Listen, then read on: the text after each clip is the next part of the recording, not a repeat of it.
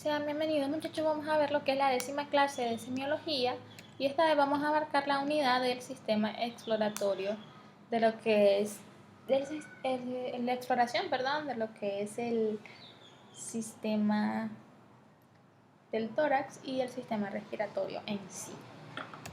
Ahora vamos a ver que en el examen físico nosotros debemos de recordar de que vamos a abarcarlo solamente por una región, ¿verdad? Si es que es la mayor afectación que el paciente tiene, entonces se va a abarcarlo.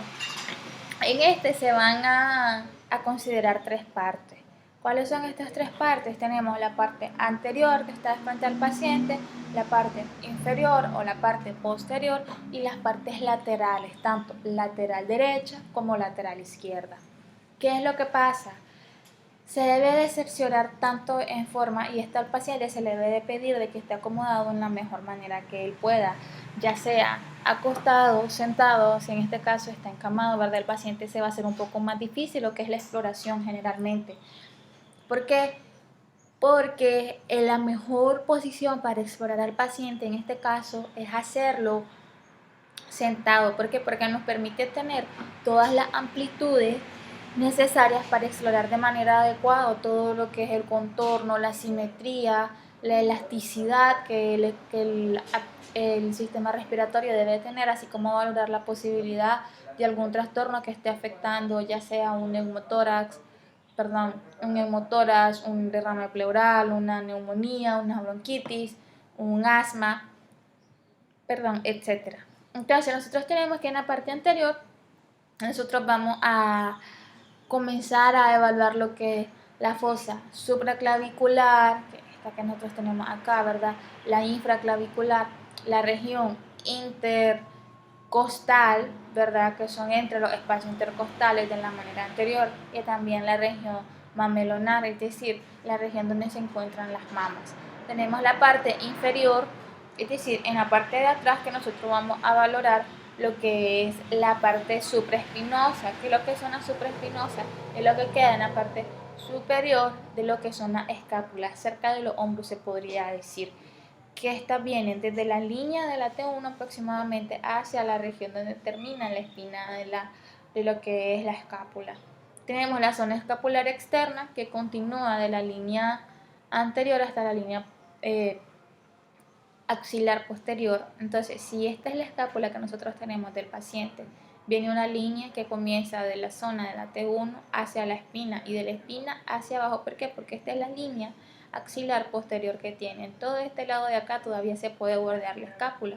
Y la zona inferior que está situada por la línea de abajo del omóplato, que en esta línea de acá. ¿Por qué? Porque recordemos que el método de nosotros hacerlo, estas son estructuras que se encuentran unidas por músculos, tendones, cartílagos que nos ayudan a tener la movilidad que dicha articulación tiene y que actúan como un solo, porque hay movimientos en los cuales la escápula se mira involucrada. Pero, ¿qué es lo que pasa al momento de hacer la exploración? Al momento de hacer la exploración, hay técnicas adecuadas en las cuales se le puede pedir al paciente de que eleve su brazo, ponga el brazo en el lado contrario, etcétera. ¿Para qué? Para de esta manera lograr que lo que es la parte de lo que es eh, las, las costillas, la región torácica que se encuentra por debajo de lo que de la escápula se logren apreciar de una mejor manera y si el problema se encuentra en ese lugar, de ser necesario lograrlo explorar de manera adecuada. Tenemos la parte lateral, que en la parte lateral se va a abarcar más que todo lo que es la zona superior o el hueco axilar, ¿verdad? De una línea horizontal que pasa justamente por el mamelón o la zona inferior o la zona axilar. Una zona que va de esta zona hacia la línea mamelonar. Tenemos la línea axilar anterior, la línea axilar media y la línea axilar que queda en esta región de acá, posterior. Tenemos que esta se logra dividir en tres, ¿verdad? Okay. Entonces, dentro de esto mismo nosotros tenemos, como ustedes pueden apreciar en imagen, de que esta es en la parte, una vista de perfil, ¿verdad? Aquí tenemos en una vista que el paciente está tanto lateral o de perfil y en esta está posterior o inferior. Entonces podemos ver que la escápula nos cubre en las primeras vértebras, ¿verdad? Que nosotros podemos tener. Perdón, este también está de manera, sí, este está de manera posterior. Entonces aquí nosotros podemos tener cómo están unidas a cartílagos, ¿verdad? Por medio de lo que es el esternón en la parte anterior, y las 7 primeras, aproximadamente las 7 primeras se encuentran bastante unidas a lo que es la parte de lo que es el manubrio y el cuerpo del esternón. A partir de esta ya después se comienzan a tener un alargamiento más profundo que llega aproximadamente hasta lo que es la 10ª o la 9ª costilla de la persona, porque ya después vienen los que son las costillas flotantes, que vienen siendo aproximadamente de la 10 a la 12 o de la 11 a la 12. Estas pueden variar, ¿verdad? Muchas veces tal vez por algún trastorno de patología, por algún problema o algo ya genético o congénito del paciente.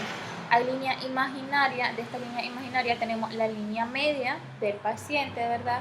La línea media clavicular o la línea mamelunar que nosotros tenemos en medio, la línea de lo que es la zona axilar anterior, la línea supraclavicular, en esta línea de acá, la línea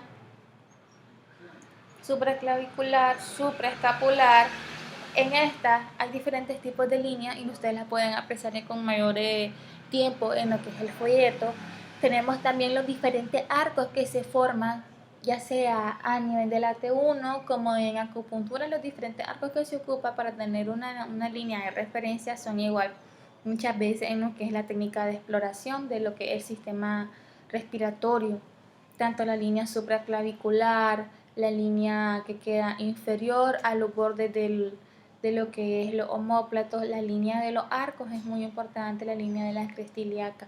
En los arcos nosotros debemos de encontrar de que hay un arco que se encuentra justamente alrededor de la T1, T2, alrededor de aproximadamente de la T7 y por último la T12, y tenemos también alrededor de lo que es la L4, L5 o L2, dependiendo en cómo tenga el desarrollo, ¿verdad? De lo que son toda la columna vertebral de la persona, porque recordemos que puede tener todos los discos vertebrales, pero no va a ser igual la columna que nosotros podemos apreciar en un niño, en una criatura recién nacida, a un niño que tenga aproximadamente unos 5 o 7 años, a una persona que está en etapa de adolescencia, unos 17, a la de 25, a la de 30 y a las personas de mayor edad. ¿Por qué? Porque en todo esto ellos van teniendo alteraciones. En las 3 etapas que más sufren las alteraciones, tanto en la niñez como en la adolescencia. ¿Por qué?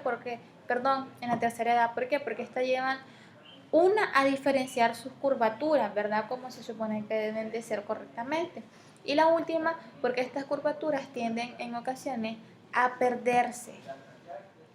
Ahora, la localización aproximada de las cisuras que dividen a los pulmones en lóbulos, aproximadamente en lo que es en la parte posterior nosotros tenemos de que vienen siendo alrededor de la T3. Recordemos que los lóbulos se pueden dividir en el derecho de superior inferior, superior medio inferior, y en el izquierdo de superior e inferior. Entonces, ¿qué es lo que pasa? Estos se miran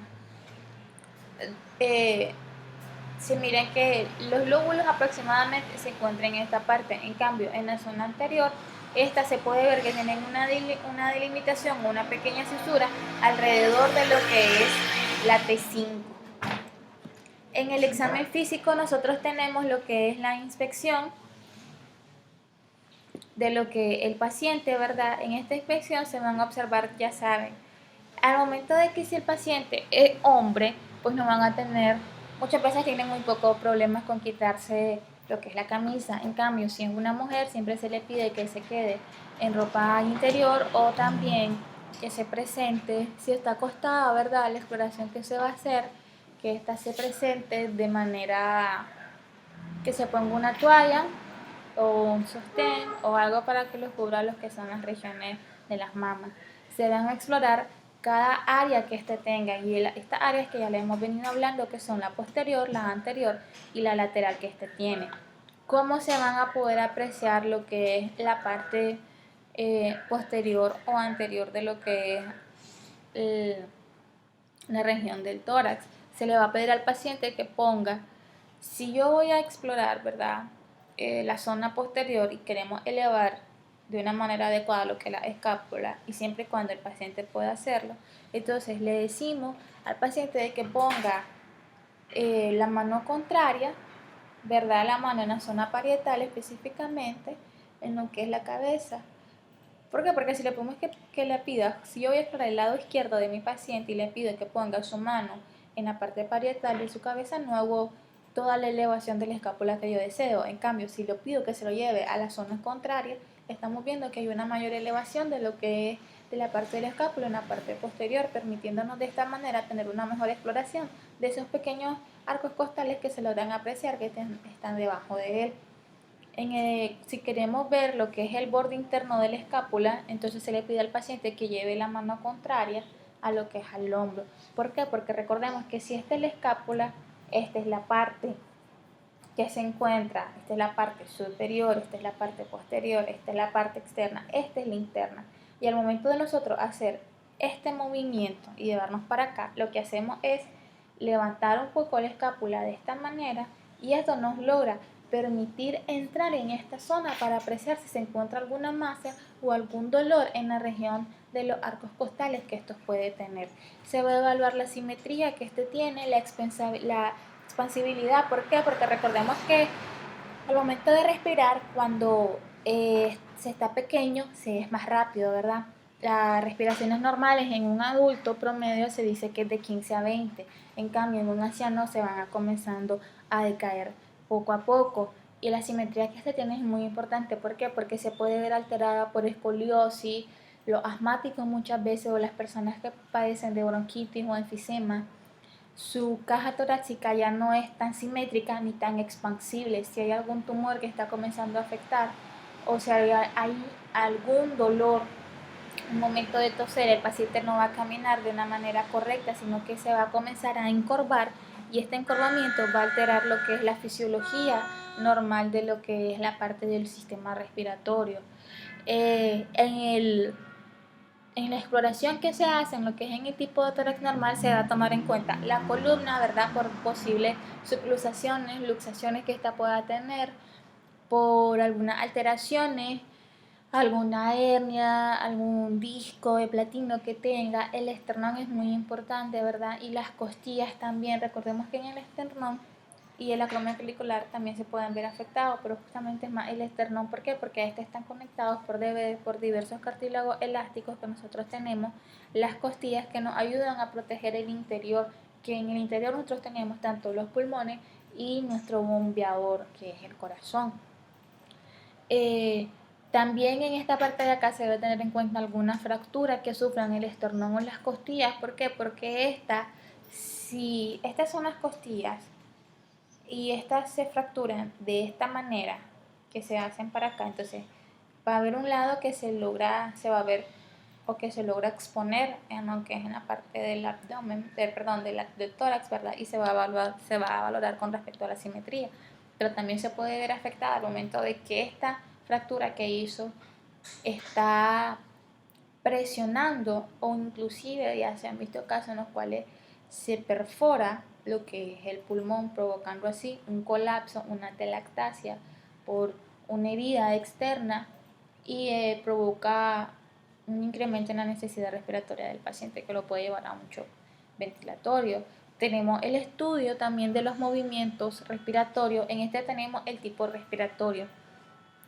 ¿En qué vamos a evaluar? En el tipo respiratorio vamos a evaluar los movimientos si son simétricos. ¿De qué manera es que son simétricos?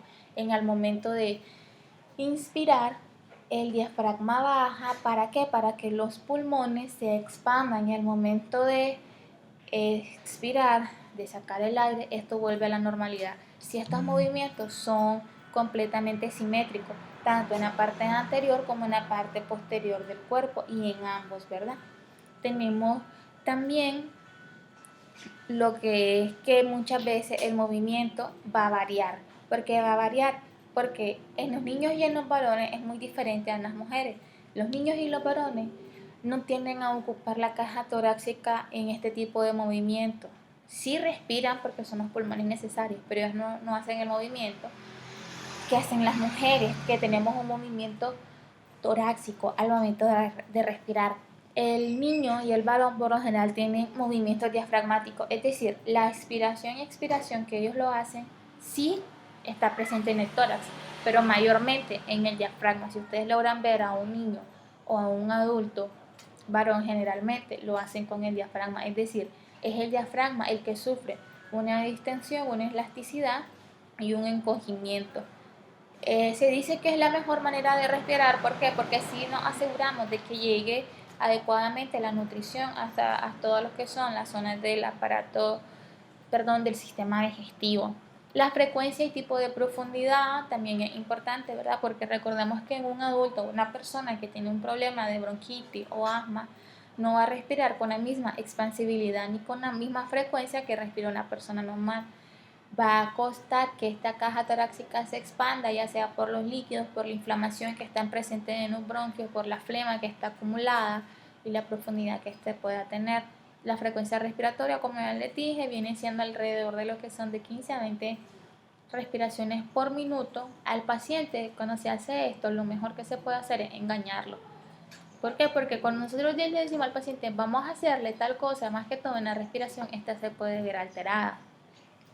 ¿Por qué se puede ver alterada? Se puede ver alterada porque se puede ver un poco nervioso o puede comenzar a notar los movimientos respiratorios, porque muchas veces uno es ajeno a los tipos de movimiento respiratorio, ¿verdad? Cuando está en un día normal, porque es algo que se esté corriendo, que se haga un ejercicio, que le hayan dado un golpe, entonces uno es consciente de los movimientos respiratorios que está haciendo, o inclusive en un mareo, ganas de vomitar, uno comienza a respirar y comienza a controlar su respiración para intentar calmarse. Pero en cambio, si estamos viendo la tele, si estamos trabajando, si estamos haciendo algún tipo de estudio, no pasa desapercibido los movimientos respiratorios que nosotros tenemos. Entonces el paciente cuando está sentado o cuando está acostado se le engaña diciendo de que se le va a tomar el pulso y se le comienza a tener la simetría de lo que es el pulso, ¿verdad? Pero realmente, ¿qué es lo que se está viendo? ¿Qué es lo que se va a apreciar en este caso? Se va a apreciar lo que es el movimiento, si concuerdan. Tanto la caja torácica como el abdomen deben de estar en una unión simétrica, aunque uno va a ser un poco más grande que el otro. En el caso de la mujer se va a ver que tiene un mayor movimiento la caja torácica y en el hombre va a tener un mayor movimiento lo que es la parte de la región abdominal. Y de esta manera se encuentra hasta uno y se anotan el tipo de respiraciones que tiene, ¿verdad? Los patrones ventilatorios que tiene, ya se lo había dicho, los patrones que estas pueden tener tanto en el hombre como en la mujer.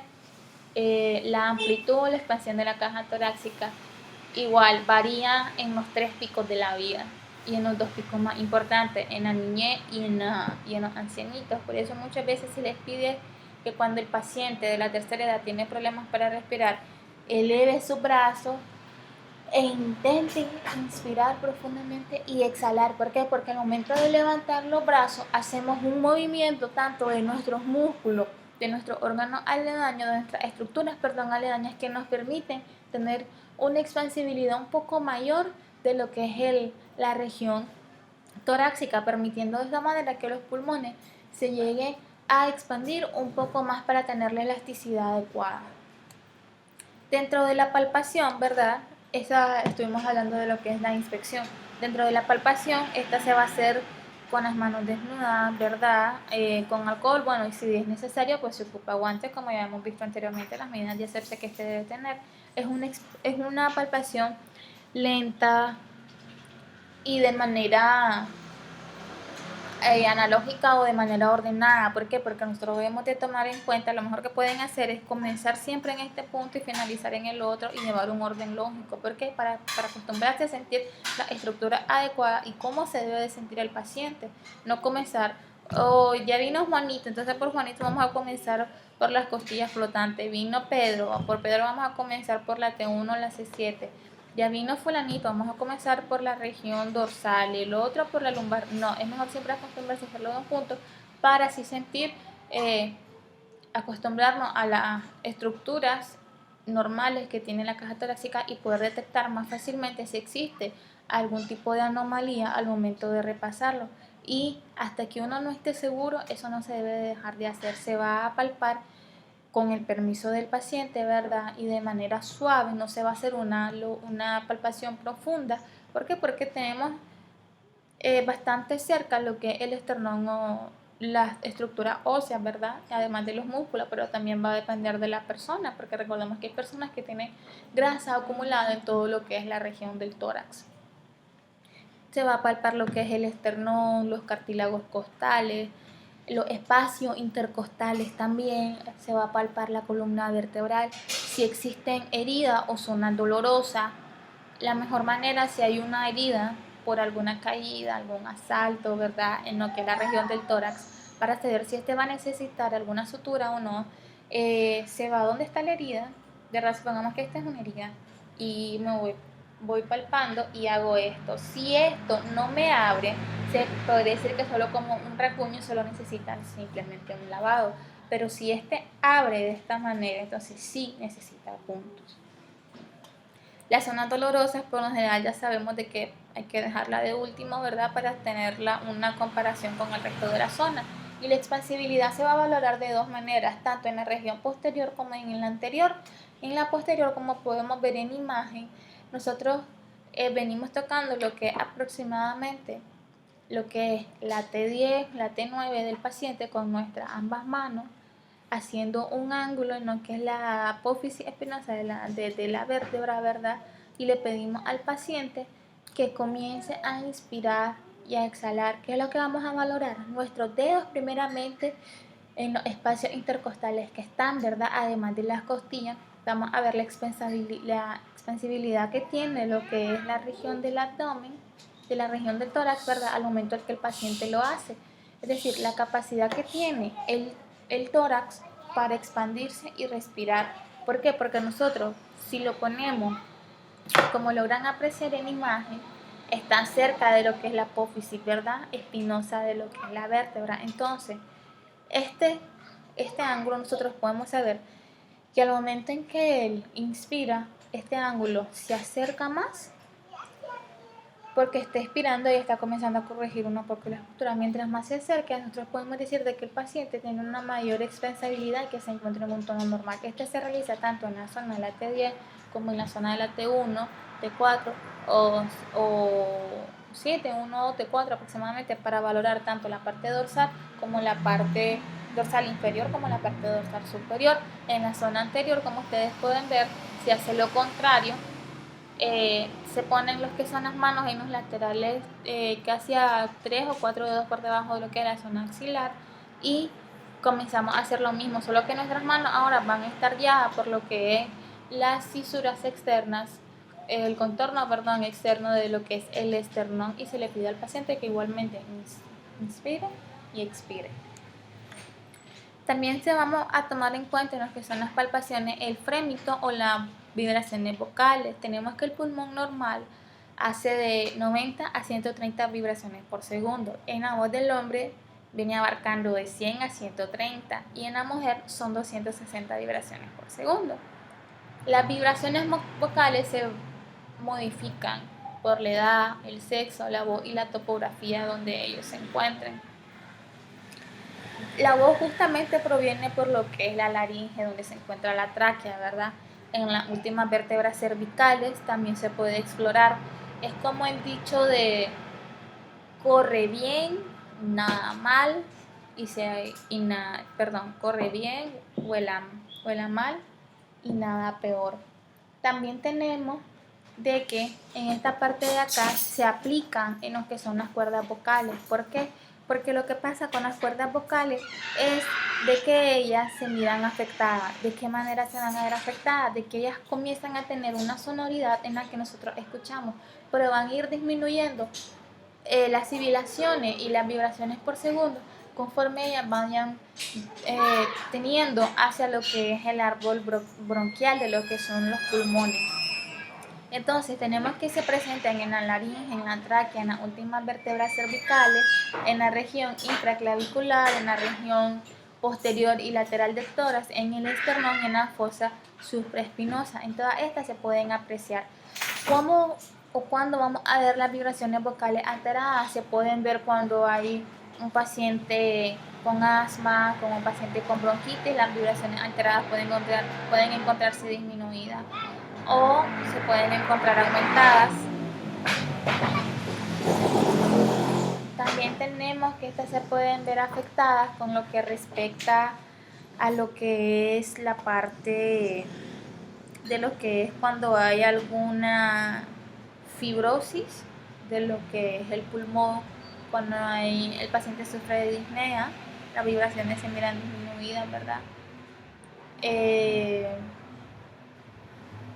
Cuando hay algún derrame pleural también se pueden ver afectadas. La exploración que se hace es que se pone al paciente en la palma de la mano normal, ¿verdad? En lo que es la zona posterior, y esto se va evaluando. Zona posterior izquierda, superior, zona posterior izquierda, superior, derecha, y así sucesivamente comparándola. Y se le pide al paciente que diga 33 porque es el número más sonoro que tenemos para identificar de manera adecuada los que son la parte de lo que es las vibraciones vocales. En latinoamericanos, ¿verdad? Y se utiliza lo que es el 93, en Estados Unidos se utiliza el 99, que es el 99, y en los países árabes o de Arabia se parece ocupan lo que es el 44, se va a ir dependiendo en la sonoridad que ésta tengan. En la percusión, recordemos de que se va a evaluar los tipos de sensaciones, tanto la auditiva, que vamos a escuchar la sonoridad normal, como la táctil, que es la elástica. Dentro de los caracteres nosotros tenemos la intensidad, el tono, el timbre de que este tiene y la duración al momento de hacer la percusión que este tiene. Porque recordemos que hay sonidos que estos van a ir en dependencia también de la patología que este tengan y van a variar según la región en donde estemos comenzando. ¿Por qué? Porque alrededor de lo que es el cuarto espacio intercostal en la región anterior se va a escuchar un sonido mate, un sonido sólido, no se va a escuchar un sonido de sonoridad como se escucha en el resto. ¿Por qué? Porque justamente en el lado izquierdo, en el cuarto espacio intercostal, recordemos que tenemos lo que es localizado en el centro del corazón, pero inclinado hacia la derecha por el ventrículo izquierdo, que es el más grande. Entonces este se va a ver justamente, se va a presenciar, se va a producir un sonido mate o submate, perdón, porque es un órgano sólido, a comparación con otros, como por espacio en el espacio intercostal 5, 7, etcétera. Entonces se va a valorar lo que es la intensidad que este tenga, el tono, el timbre y la duración. Tenemos una sonoridad máxima, que es donde se escucha mayor, que son en las regiones infraclaviculares y las regiones axilares. Se escucha una sonoridad mínima en las regiones supraespinosas y una sonoridad media en regiones infraescapulares. Esto se tiene que hacer de manera ordenada y de manera alternada, porque para evaluar un espacio intercostal junto con otro, es decir, si se comienza a partir del segundo espacio intercostal y hago esto, inmediatamente no voy a seguir con el tercer espacio intercostal, no, comienzo en el segundo espacio intercostal y después me voy el segundo espacio intercostal derecho y después me voy al segundo espacio intercostal izquierdo, y así voy comparando uno con uno. En el caso de la mujer se hace un poco más complicado por lo que son las mamas, ¿verdad? Pero conforme nos va pasando el tiempo, va sabiendo hacerlo de manera adecuada sin faltarle el respeto a lo que es el paciente. Dentro de la auscultación tenemos que hay ruidos normales, tenemos el soplo gótico, el murmullo vesicular y la respiración broncovesicular. En el soplo gótico nosotros lo encontramos de manera normal por lo que es debajo del cartílago cricoide, justamente en la parte posterior, que se pueden apreciar inclusive hasta en la C7. Pero es un sonido que no muchas veces se toma en cuenta para cierto tipo de patología. Realmente uno se va más por lo que es el murmullo vesicular y la región broncovesicular. Dentro de lo que es el murmullo vesicular, estas se van a encontrar de manera normal, se podría decir, en los que son en las regiones infraaxilares, infraescapulares e infraclaviculares. En esta última, que en la infraclavicular, sobre todo en los dos primeros espacios que se encuentran hacia afuera. Es un murmullo como un pequeño crujido que se podría escuchar. La respiración broncovesicular es donde ya se proyectan justamente los bronquios, porque recordemos que estos son los que se expanden y se abren porque añaden para llegar al alveolo y hacer el intercambio gaseoso que estos tienen. Esto va a ocurrirle en lo que es en el vértice derecho, porque del pulmón derecho, porque aquí hay una mayor proximidad de lo que se tiene en la tráquea en lo que respecta a este nivel. Y este es el trabajo, muchachos, para el siguiente unidad, para que ya más o menos vayamos adelantando lo que es el siguiente tema, que es el sistema cardiovascular.